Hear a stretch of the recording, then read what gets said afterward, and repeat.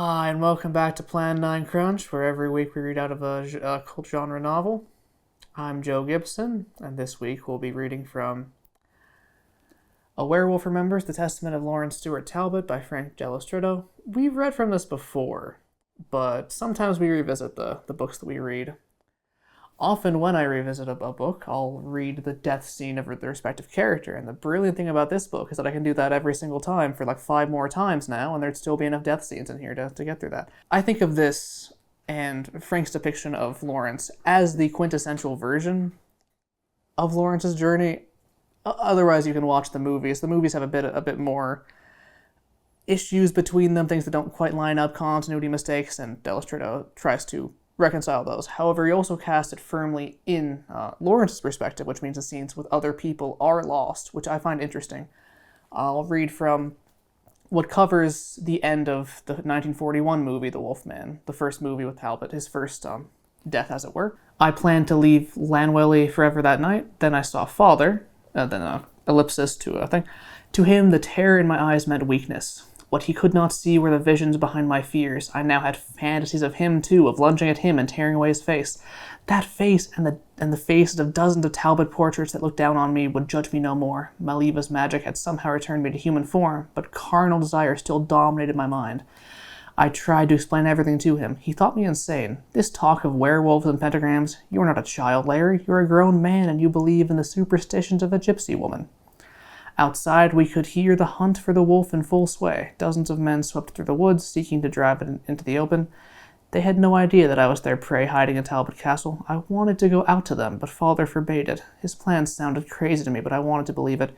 He would tie me to a chair before a window overlooking the hunt. There I could watch it, but not be drawn into it, and see the wolf killed. He would join the hunt, and I would see him in on the kill. Then he said I would accept that my fears were delusions. Oh, I wished he was right. I prayed he was right. As Father tied the knot, the thought of ripping him to shreds came back to me. I fought to suppress it, but the vision was strong and clear. The silver-headed cane lay on my nightstand. I begged Father to carry it with him. He agreed, but he was only humoring me. He left to join the hunt. All was quiet now. The moon was still high in the sky, and I felt change begin. The canvas straps that bound me to the chair, so tight and strong a few minutes ago, now seemed flimsy. The change is very complex. Usually it begins as the full moon rises, but sometimes nothing happens until hours later. If I am distracted or very busy, the change is delayed, but always comes eventually. How Maleva reversed the curse earlier that evening, I do not know. She said it would only be for a short while. That respite passed, and the change came. I bit through the strap around my chest. The heavy chair broke to splinters as I freed my arms and legs. I leapt from the balcony, picked up Gwen's scent almost immediately, and raced toward her. She was not home, but out with the hunt. I passed close to some hunters. They shot at me. 2 bullets hit me in the back. Like the pebbles that I had tossed at Gwen's window 2 hours before, they just bounced off. I needed only a few strides until I saw Gwen. She was coming toward me. I knew my prey. She wanted to leave Llanwelly with me. My visit to her an hour ago had sparked her maternal instinct. She wanted to escape her old life and start a new life with me. That was not my plan, but soon we would be one. I paused behind a tree and then pounced. Had I not been so focused on Gwen, I would have sensed Father behind me. I picked up his scent just as I grabbed Gwen by the neck and turned as he rushed me. The thought flashed that I would kill and eat both Father and Gwen that night. Then Father struck me with the head of the cane. It felt like a lightning bolt going through me. We fought and wrestled each other to the ground. I tried to bite his neck, then his arm, but his blows were crippling. I felt my strength draining as he beat me. Father stood over me, pounding and pounding with the cane over and over again. The last thing that I saw was Father's look of disbelief. The last thing I heard was Maleva's voice. As the rain enters the soil, the river enters the sea, so tears run to a predestined end. As she spoke, I felt myself drifting downwards into a dark, deep whirlpool. Round and round I went. Total darkness, no sound, no pain, only the sensation of being carried in the current. Then I was not in the current, but part of it. Wherever I was, it and I were one. I was at peace.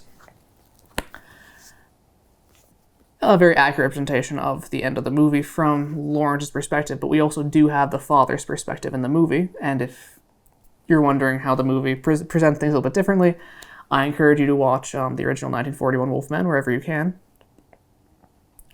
But you can't have that here because it's firmly in Lawrence's perspective. It's framed as his testament, his writings, and recollections. This book does do more with the motif of his father through instances where his father's face, through the roles played by the actors, him and his father, as other characters throughout the different roles that they all had. It's very complicated, but works pretty well to carry the motif forward, and you should see how Dello Stritto does that by reading this book that you can get on Cult Movies Press. That'll be all. That's a wrap